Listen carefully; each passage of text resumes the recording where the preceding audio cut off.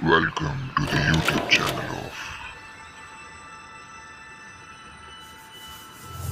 of Accounts का बाप। Hello guys, welcome back to the another video of Accounts का बाप, your one stop channel for all your accounting needs। आज हम करने वाले very important and the last question of the final account series, question number 10, जो कि आपको page number text book 61 पे मिल जाएगा।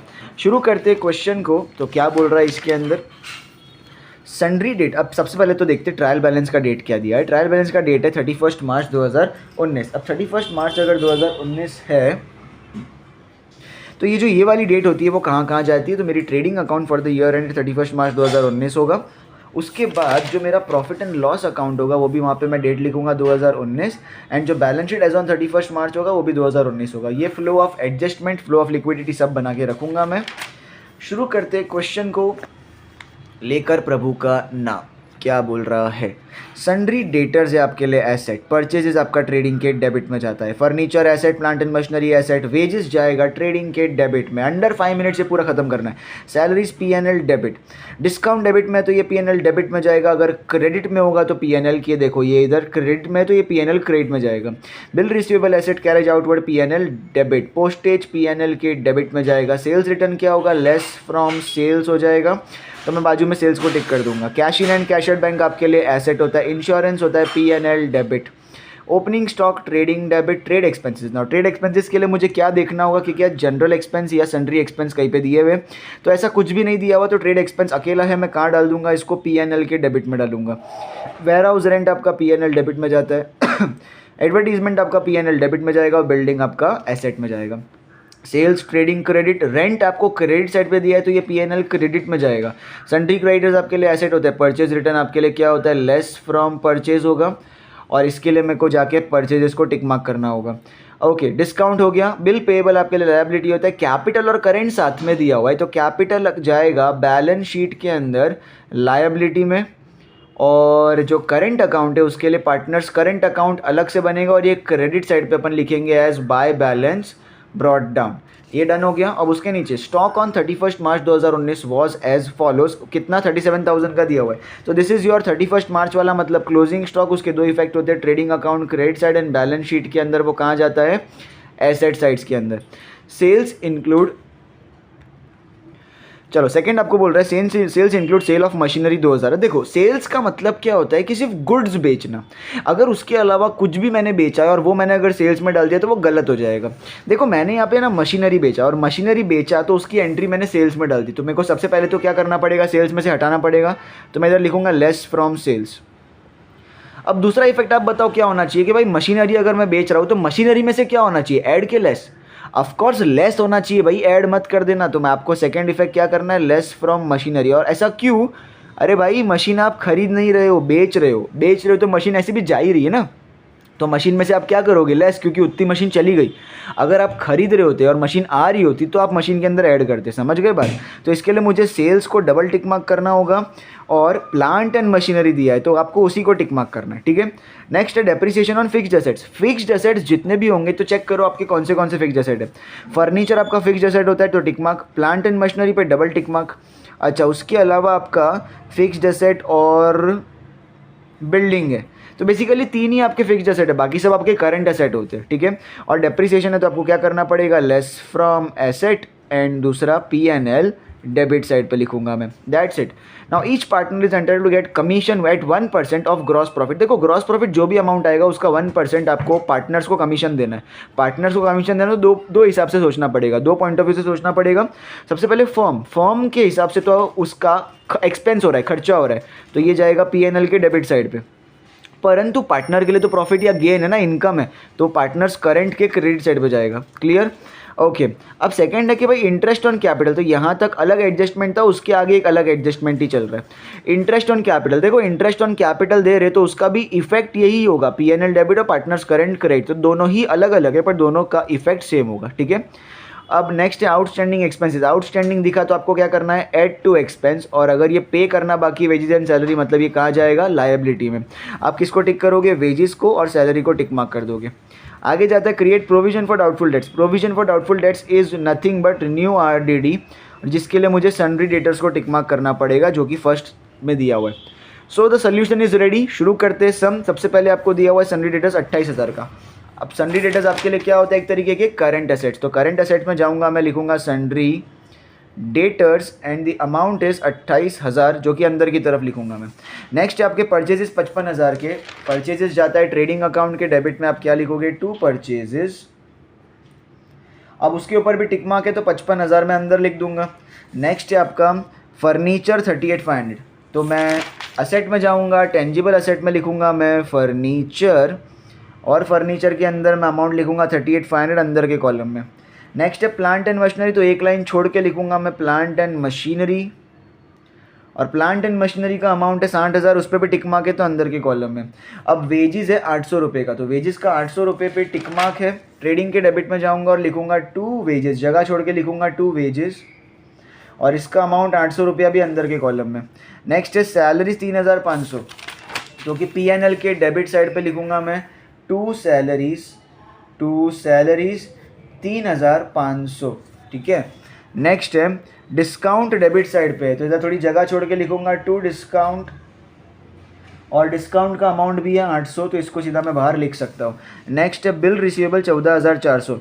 ये मेरा करंट असेट होता है। तो करंट असेट पे मैं जाऊंगा और सन्ड्री डेटर्स के नीचे जगह छोड़ के लिखूंगा बिल रिसीवेबल 14,400 सीधा बाहर लिख सकते हैं, नो टिक मार्क। आगे कैरेज आउटवर्ड है 1,000। तो P&L के डेबिट में लिखूंगा टू कैरेज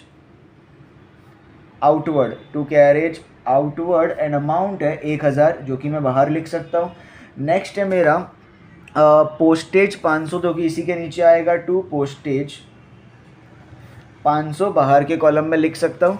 नेक्स्ट है सेल्स रिटर्न 500। सेल्स रिटर्न आप क्या करते हो, सेल्स में से माइनस करते हो। तो सेल्स कहाँ जाता है, ट्रेडिंग के क्रेडिट में।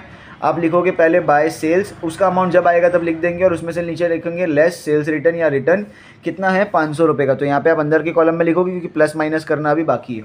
नेक्स्ट है cash in and cash and, दोनों ही आपके करंट असेट होते हैं। तो आप करंट असेट में बिल रिसीवेबल के नीचे जाके क्या लिखोगे, cash in hand and cash at bank. अब दोनों का अमाउंट कितना है, 4,000 और 47,000। तो 4,000 and 47,000 respectively will be written on both the sides. अब आगे लिखेंगे इंश्योरेंस 2,000 का। तो P&L के डेबिट में जाके मैं लिखूंगा टू इंश्योरेंस 2,000 का इंश्योरेंस यहाँ पे लिख दिया जाएगा। नेक्स्ट है ओपनिंग स्टॉक 17,800। ओपनिंग स्टॉक कहाँ जाता है भैया, ओपनिंग स्टॉक जाता है ट्रेडिंग के डेबिट में। फर्स्ट लाइन में लिख दूंगा to opening stock and the amount है आपका 17,800 रुपया, 17,800। नेक्स्ट है ट्रेड एक्सपेंसेस, जो कि सीधा जाएगा 1,500 रुपये का। P&L के डेबिट में आप क्या लिखोगे, to trade expenses and the amount is 1,500 रुपया, 1,500 यहाँ पे लिखेंगे। नेक्स्ट है वेयर हाउस रेंट 2,500 रुपये का। तो इसी के नीचे आएगा टू वेयर हाउस रेंट 2,500, 2,500 यहाँ पे लिख दिया जाएगा। नेक्स्ट है एडवर्टीजमेंट 1,000। तो यहाँ पे आएगा टू एडवर्टीजमेंट, अमाउंट है 1,000, यहाँ पे आ जाएगा 1,000। नेक्स्ट है बिल्डिंग आपके लिए फिक्स्ड टेंजिबल असेट होता है। तो टेंजिबल असेट के नीचे मैं लिखूंगा बिल्डिंग है आपका 20,000 रुपये का, इसके ऊपर टिक मार्क है तो ये अंदर के कॉलम में लिखेंगे। अब क्रेडिट साइड पे जाते हैं, सेल्स आपका बोल रहा है 1,20,000 का। तो अपन ट्रेडिंग के क्रेडिट में जाएंगे, सेल्स अपन ने ऑलरेडी लिखा हुआ है तो यहाँ पे 1,20,000 लिख देंगे। अब इस पर डबल टिक मार्क है तो मैं क्या करूँगा, इसके ऊपर 1,20,000 बे से 500 गया तो बचेगा 1,19,500, ये नीचे की तरफ ही लिखूंगा मैं। अंडरस्टूड। अब जाते हैं नेक्स्ट रेंट क्रेडिट साइड पे दिया है 1,800 रुपये का। ये P&L के क्रेडिट में जाऊँगा और लिखूँगा मैं बाय रेंट, और 1,800 रुपये का रेंट इस तरफ आ जाएगा। नेक्स्ट है सन्ड्री क्रेडिटर्स 38,500। तो करंट लायबिलिटी के नीचे जाके मैं लिखूंगा सन्ड्री क्रेडिटर्स, अमाउंट है 38,500, इसके अमाउंट बाहर लिख सकते। अब नेक्स्ट है परचेज रिटर्न 1,000 रुपये का। ये क्या करूँगा मैं, परचेज इसमें से लेस करूँगा, तो लेस परचेज में से रिटर्न्स, और रिटर्न कितने का है मेरा रिटर्न है 1,000 रुपये का। तो 55 में से 1 गया तो बचेगा 54,000 बाहर आ जाएगा, 54,000 बाहर। नेक्स्ट है डिस्काउंट 500 रुपये का। तो क्रेडिट साइड पे दिया है तो P&L के क्रेडिट साइड में आप क्या लिखोगे, बाय डिस्काउंट 500 रुपये का सीधा बाहर लिख सकते हैं। नेक्स्ट है बिल पेबल 9,000 का बिल पेबल आपकी करंट लायबिलिटी मानी जाती है। तो करंट लायबिलिटी के नीचे मैं क्या लिखूंगा, bills payable and the amount is 9,000 rupees. Next है कैपिटल। कैपिटल और करेंट जब साथ में दिया होता है तो आप बैलेंस शीट में पार्टनर्स कैपिटल अकाउंट का हेड बनाते हो। पार्टनर का नाम है शिप्रा एंड मनीषा। शिप्रा एंड मनीषा में से शिप्रा का 90,000 है, मनीषा का 30,000 है। इन दोनों का मिला के 1,20,000 में बाहर के कॉलम में लिख दूंगा। अभी जो करंट है शिप्रा और मनीषा का करंट अकाउंट, इसके लिए मेरे को क्या बनाना होगा, partners current account. Partners current account के क्रेडिट साइड पे जाऊंगा और लिखूंगा मैं बाय बैलेंस बीडी, मतलब ब्रॉड डाउन, बीडी पीनी नहीं है। शिप्रा और मनीषा का 5,000 और 3,000, तो 5,000 एंड 3,000 रिस्पेक्टिवली मैं लिख दूंगा। ओके, अब आगे जाते हैं। क्लोजिंग स्टॉक 37,000, इसके दो इफेक्ट क्या होंगे, तो ट्रेडिंग अकाउंट के क्रेडिट साइड में मैं लिखूंगा थोड़ी जगह छोड़ के by closing stock, by closing stock 37,000। Second effect इसका जाएगा असेट साइड में, सबसे लास्ट में आप लिख दोगे closing stock, closing stock 37,000 rupees का। That's it. अब उसके बाद आपको क्या लिखना है, नेक्स्ट है sales include sale of machinery 2,000। तो इसके अंदर क्या करना था, मुझे सेल्स में से लेस करना था, less sale of machinery, less sale of machinery. और मशीनरी मैंने बेची है 2,000 की, तो 1,19,500 में से 2,000 गया तो 1,17,500 का मेरा फाइनल अमाउंट बाहर आएगा। अब इसमें से दूसरा इफेक्ट क्या करना है, मुझे प्लांट एंड मशीनरी में से लेस करना है। तो प्लांट एंड मशीनरी में से मैं लेस करूँगा सेल्स, लेस सेल्स मतलब उसमें से मैंने 2,000 का मशीन बेच दिया, तो बचा कितना मेरा, बचेगा अभी 58,000 का। तो इसका पूरा इफेक्ट मैं यहाँ बता रहा हूँ, 60,000 का मशीन था, उसमें से 2,000 का गया, 58,000 का मेरा मशीन बचा है। ठीक है, अब आगे जाते हैं। दो इफेक्ट हो गया। नेक्स्ट है डेप्रिसिएशन 5% लगाना है सारे फिक्स्ड असेट पे। तो सबसे पहले अपन क्या करते हैं, फर्नीचर पे लगाते हैं less depreciation, less depreciation eight the rate 5% per annum. अब 5% कितना होगा इसका, तो 38,500 का 10% कितना होगा, 3850। अब 3850 का भी आधा निकालना है 5%, तो इसको डिवाइड बाय 2 कर दूंगा। 2 1 ज़ा 2, 2 9 ज़ा 18, 2 2 ज़ा 4, 2 5 ज़ा 10, मतलब 1925 रुपीज़ का इसका। अब इसको माइनस करते हैं तो 10 में से 5 गया 5, 9 में से 2 गया 7, 14 में से 9 गया तो बचेगा 5, 7 में से 1 गया बचेगा 6 और ये 3, 36,575 रुपीज़ आएगा। अब सिमिलरली मैं प्लांट एंड मशीनरी पर डेप्रिसिएशन लगाऊंगा, तो depreciation eight the rate 5% per annum. अभी किस पे लगेगा 5%, ये देखो 58,000 है उस पे लगेगा, क्योंकि ये अमाउंट बचा था, इसके लिए मैंने उसको साइड में रखा है। 58,000 का 10% कितना होगा, 5,800। तो 5,800 का आप क्या कर लोगे, 5,800 का भी आधा कर लोगे, तो 2 2 ज़ा 4, 1 कैरी, 2 9 ज़ा 18, 0 0, मतलब 2,900 रुपया। तो 2,900 रुपया माइनस करने के बाद, तो देखो 58,000 में से मैं 2,900 माइनस करता हूँ तो कितना बचेगा, 0 0। 10 में से 9 गया, एक ये हो गया 7, 7 में से 2 गया तो 5 और ये 5, 55,100 रुपीज़ बचेगा, जो कि अपन बाहर लिख सकते हैं 55,100 रुपीज़। और लास्ट है जो बिल्डिंग पे आपको डेप्रिसिएशन करना है, तो less depreciation eight the rate 5% per annum. 20,000 का 10% कितना होता है, 2,000, और उसका भी आधा कितना होता है, 1,000। तो बस इसमें से 1,000 माइनस करना है, सबसे ईजी तो यही था, बचेगा 19,000। अब तीनों पे मेरा डेप्रिसिएशन हुआ, मतलब नुकसान हुआ। नुकसान कहाँ जाएगा, प्रॉफिट एंड लॉस अकाउंट के डेबिट साइड पे। आप क्या लिखोगे, टू डेप्रिसिएशन ऑन, ये आपका बनेगा हेड। अब उसके बाद आपको इसके नीचे लिखना है फर्नीचर, फर्नीचर के बाद लिखना है आपको प्लांट एंड मशीनरी, और उसके बाद आपको लिखना है बिल्डिंग। That's it. अब तीनों का अमाउंट है, सबसे पहले फर्नीचर का अमाउंट है 1925, देन इसका अमाउंट है 2,900 एंड इसका अमाउंट है 1,000। सबको प्लस करते तो 2 3 4, 4,000 तो इधर ही हो गए, 900 प्लस 900 1800, मतलब 5,825। तो 5,825 रुपये का टोटल डेप्रिसिएशन तीनों का मिला के हो जाएगा, एरो करके बाहर लिख देंगे। डेप्रिसिएशन भी हो गया। अब आगे जाते हैं। Each partner is entitled to get commission at the rate 1% of gross profit. अब ये तो देखो ये कब मिल सकता है, जब मेरे को ग्रॉस प्रॉफिट आएगा तभी मैं इसको कर सकता हूँ, तो इसको मैं ऐसा साइड में रख देता हूँ टिक मार्क करके। पर इंटरेस्ट ऑन कैपिटल मैं अभी कर सकता हूँ, इंटरेस्ट ऑन कैपिटल 5% लगाना है मुझे, ठीक है। इंटरेस्ट ऑन कैपिटल की दो इफेक्ट क्या होंगे, तो पहले तो प्रॉफिट एंड लॉस अकाउंट के डेबिट में आप क्या लिखोगे, टू इंटरेस्ट ऑन कैपिटल, ये बनेगा मेरा हेड, शिप्रा एंड मनीषा। और इसका सेकेंड इफेक्ट जाएगा पार्टनर्स करंट अकाउंट के क्रेडिट साइड पे, आप लिखोगे bye interest by interest on capital. ठीक है, अब है ना ये रहा कैपिटल का अमाउंट, तो 90,000 पे 5% लगाना। तो 90,000 का 10% होता है 9,000, उसका 5% होता है 4,500। तो यहाँ पे इसके बाजू में मैं 4,500 लिख दूंगा। सिमिलरली जो मनीषा का है वो 30,000 है, 30,000 का 10% होता है 3,000 और 5% होता है 1,500, तो इधर आ जाएगा 1,500। अब 4,000, 5,000 और ये 6,000, टोटल मेरा इंटरेस्ट ऑन कैपिटल का अमाउंट है 6,000। सेकेंड इफेक्ट कहाँ जाएगा, शिप्रा के कॉलम में 4,500 और मनीषा के कॉलम में 1,500 रुपया। दैट्स इट, आपका ये इंटरेस्ट ऑन कैपिटल का इफेक्ट हो गया खत्म। अब आगे जाते हैं, ये वाला बाकी कमीशन का, ठीक है, उसको साइड में रखना। आउटस्टैंडिंग एक्सपेंसेस वेजेस है 200, तो मैं क्या करूँगा, वेजेस में जाके क्या कर लूँगा, ऐड आउटस्टैंडिंग 200 रुपया। तो 800 प्लस 200 कितना होता है, 1,000। सेकेंड इफेक्ट, और अच्छा सैलरी पे भी आपको 500 बोला है, तो सैलरी पे भी मैं पहले जाके क्या कर लूँगा, आउटस्टैंडिंग का इफेक्ट करूँगा। तो इसमें जाके ऐड आउटस्टैंडिंग, और इसमें है 500, तो 3,500 प्लस 500 हो गया 4,000। अब दोनों का सेकंड इफेक्ट कहाँ जाएगा, करंट लायबिलिटीज़ के अंदर आप नीचे लिखोगे आउटस्टैंडिंग। अच्छा, पहले वेजेस है और फिर है सैलरीज। तो वेजेस है 200 रुपया और सैलरीज है 500 रुपया। दैट्स इट, 700 रुपये का आपका टोटल आउटस्टैंडिंग हो जाएगा। नेक्स्ट है आपका न्यू आरडीडी। न्यू आरडीडी आपके लिए क्या होता है, सन्डी डेटर में से लेस। तो न्यू आरडीडी का कितना, 3%। तो सन्डी डेटर में से जाके आप क्या करोगे, less new RDD @ 3% per annum. तो देखो इसका 1% पहले निकालो, तो 1% के लिए मुझे 2 अंडे फोड़ने पड़ते, तो बचेगा कितना, 280। 280 इंटू 3 करोगे आप, तो 280 इंटू 3, 3 0 0, 8 3 24, 3 2 6 7 8, 840 रुपये का।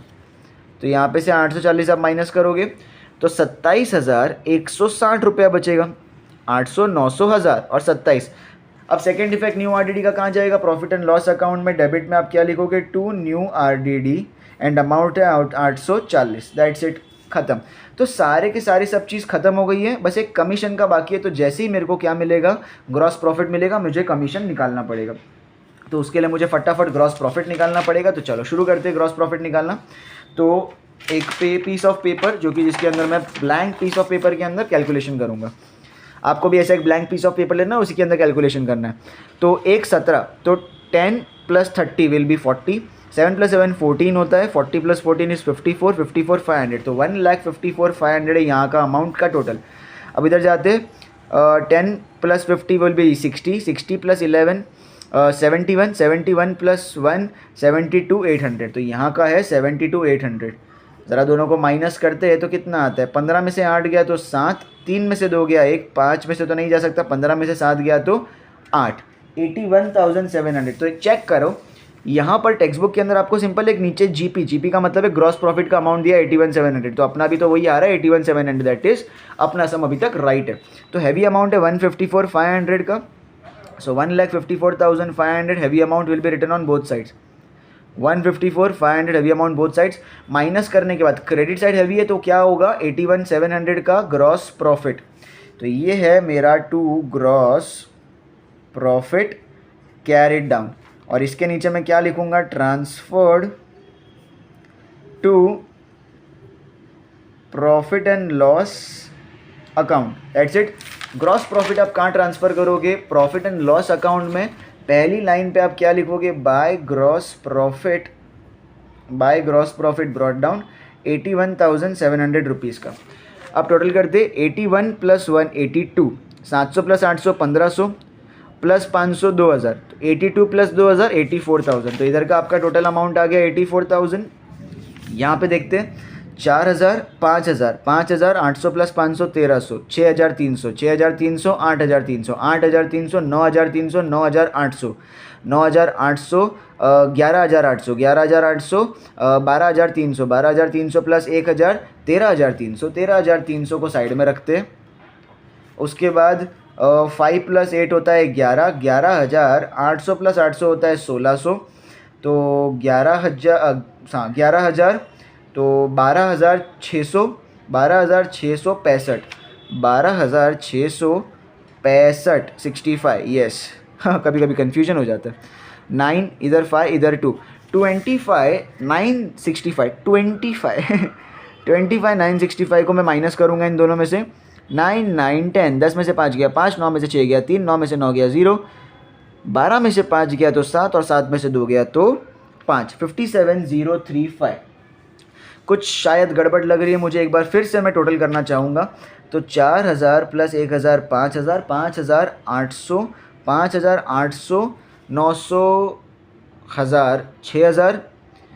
एक काम करते थोड़ा अलग अलग ही करते, तो 5800, 1000 प्लस 500 1500, 1500 प्लस 2000 3500, 3500 प्लस 500 4000, 5000, 5000, 6 7 8 8500, इधर 8500 आ गया।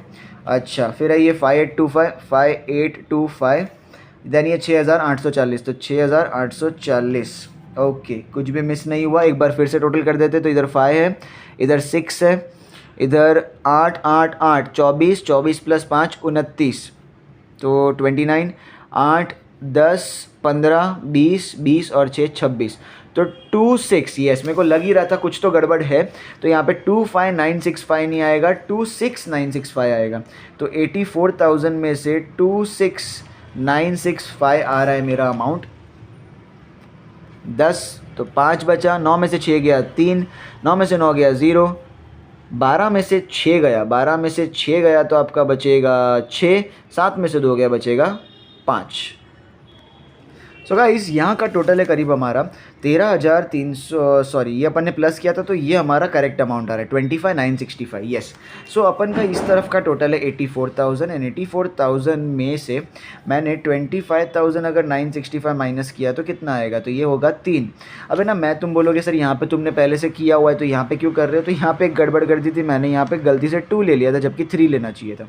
बता रहा हूँ मैं। 9 9 10, 10 में से 5 गया 5, 9 में से 6 गया 3, 9 में से 9 गया 0, अब 3 तो नहीं हो सकता, 13 में से 5 गया तो आपका बचेगा 8, ओके 7 में से 2 गया तो बचेगा 5, 58,035। तो मेरा हैवी अमाउंट है 84,000 का, जो कि लिखेंगे अपन दोनों साइड्स। तो 84,000 will be written on both sides, 84,000 84,000 both sides, and 58,035 will be written over here. ये आपका क्या होगा, टू नेट प्रॉफिट, ये आपका होगा to net profit carried down. किस में बटेगा ये, ऑफ कोर्स दोनों पार्टनर में, तो शिप्रा एंड मनीषा। अब है ना इसका जो भी अमाउंट है लेट्स सी, तो रेशियो चाहिए मेरे को बांटने के लिए। क्वेश्चन पढ़ते और क्वेश्चन के अंदर देखते रेशियो क्या बोला है। तो Shipra and Manisha are partner sharing profit and losses in their capital ratio, और कैपिटल का अमाउंट कितना था, मेरा कैपिटल का अमाउंट है 90,000 एंड 30,000। तो रेशियो कैसे निकालते हैं, देखो 90,000 इज टू 30,000, इसमें से 4 0, इसमें से 4 0 गया, 3 1 जा 3 3 जा, तो बचा क्या 3:1। तो this is your net profit sharing ratio. तो यहाँ पर 3:1 आया, मतलब 3 मिलेगा इसको, 1 मिलेगा इसको, 3 + 1 का टोटल होता है 4, तो बेस में लूँगा मैं 4, तो 3/4 एंड 1/4। नाउ सिंपल कैलकुलेशन, 58,035 में से शिप्रा को मिलेगा 3/4, तो 3/4, 4 1 जा 4 1 जा 4, 1 कैरी, 4 4 जा 16, 16 2 कैरी, 4 5 जा 20, अब 3 तो जाएगा नहीं तो मुझे 0 लगाना पड़ेगा। अब ये 35 हो गया। 4 9 जा 36 होता है, पर 4 8 जा 32 होता है। ओके 4 8 जा 32, 35 और ये 32, मतलब 3 बचा, मैं 0 लगाऊंगा, पॉइंट लगाऊंगा। 4 7 जा 28 होता है, और 2 लगाऊंगा 0 2 4 5 जा 20, तो 14,508.75। अब ये जो 0.75, तो अगर मैं इसको बांटूंगा तो ये 0.75, तो मैं इसको 14,509 कर सकता हूँ। एंड देन लास्ट में 14,508.75 इंटू मैं 3 कर लूँगा तो मुझे इसका अमाउंट मिल जाएगा। तो 3 5 जा 15, 3 7 जा 21 22, 3 8 जा 24, 24 + 2 26, 3 0 जा 0, 2 विल बी कैरी फॉरवर्ड, 3 5 जा 15, 3 4 जा 12 13, 3 1 जा 3 4, तो 43526.25। अभी जो 0.25 उसको वटाओ, 43526 को अपन लिखेंगे यहाँ पे 43526। अब ये चीज़ कहाँ जाएगा, आपका पार्टनर्स करंट अकाउंट के क्रेडिट साइड पे। आप क्या लिखोगे, by net profit brought down 43526, इसका अमाउंट है 43526 और इसका अमाउंट है 14,509। कूल। आप इसको क्या कर लोगे, टोटल करोगे, सो ये होगा 9,500, सो 9,500 और ये होगा 43526, तो 43526, तो इधर 6 इधर 2, ये 10, 9 10 और ये 13 और ये 5, 53,026। This is 53,026 heavy amount both sides, तो 53,026 heavy amount both sides, and यही हमारा क्या होगा 53,026 टू बैलेंस कैरिड डाउन, ये आपका क्या होगा to balance carried down carry forward होगा। अब ये होगा 4,500, तो 4,500 और ये होगा 14,509, इसको प्लस करेंगे 14,509, इधर 9 इधर 0 इधर 10, 8 9 और ये 1, तो 19,009, so 19 and 009 will be carry forwarded. So यहाँ से अपन कैरी फॉरवर्ड करते हैं इसको आगे 14,509 एंड 4,500, एक बार देख लेते हैं 10 8 9 यस 19,009, ये कहाँ ट्रांसफ़र होगा मेरा, मैं लायबिलिटी साइड पे, बैलेंस शीट के अंदर लायबिलिटी साइड पे एक अलग हेड बनाऊंगा जिसको मैं बोलूँगा पार्टनर्स करंट, और इसके अंदर ये हेड को मैं अंडरलाइन करूँगा और नाम लिखूँगा मैं शिप्रा एंड मनीषा, दोनों का अमाउंट है 53,026 और इसका है 19,009, इन सबको प्लस करेंगे तो 9 + 6 होता है 15, ये होगा 3, ये होगा 0, 9 + 3 हो गया 12, 5 6 7 72,035। अब लास्ट अपना काम है इनको टैली करना, तो फटाफट टैली करते हैं। सो 120 + 38 158,500, सो 158,500 9,700, ये होगा 9,700 एंड ये 72,035, तो 5 3 7 + 5 होता है 12, 9 10 और ये 20, 7 + 5 12 13 14 और ये 240 235, सो यहाँ पे 2,40,235 रुपये का क्या आ रहा है मेरा टोटल अमाउंट।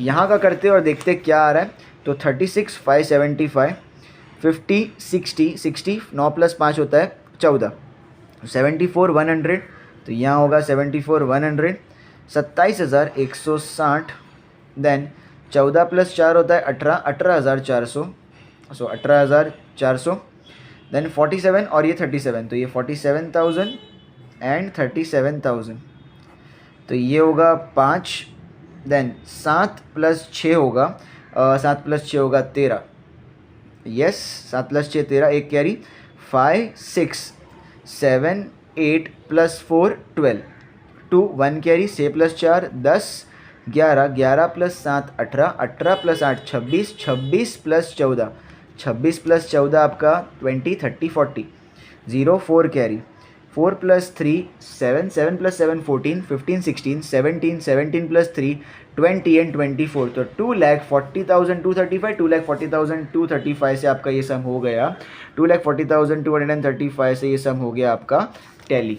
इसी के साथ अपन इसको वाइंड अप करेंगे। फटाफट क्या लिखेंगे लास्ट में यहाँ पे बैलेंस शीट में, टोटल कैपिटल में इन रुपीज़, और जो भी हेड्स यूज़ नहीं हुआ वहाँ पे नील लिख दो, तो रिजर्व एंड सरप्लस यूज़ नहीं हुआ नील लिख दोगे, loans and advances nil, intangible assets nil, investment nil, क्योंकि ये सब हेड्स आपके यूज़ नहीं है, पर लिखना ज़रूरी है और प्रॉपर ऐसे प्रेजेंटेशन के साथ आप ये सम करोगे आपको फुल मार्क्स मिलेगा। माई का लाल नहीं है कोई जो आपका आधा मार्क भी काट पाएगा। सो आई होप आप ये पूरा सम समझ लिए हो, आपको पूरा अच्छे से समझ में आया होगा। सो मिलते हैं अगले वीडियो में, तब तक के लिए बाय बाय।